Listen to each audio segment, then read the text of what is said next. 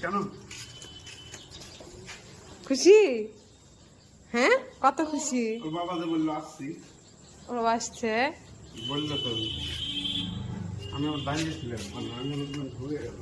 ও আচ্ছা, খুব খুশি। কত খুশি? কতগুলা দেখি? 2 মিনিট সাইকেল চলে এসছে।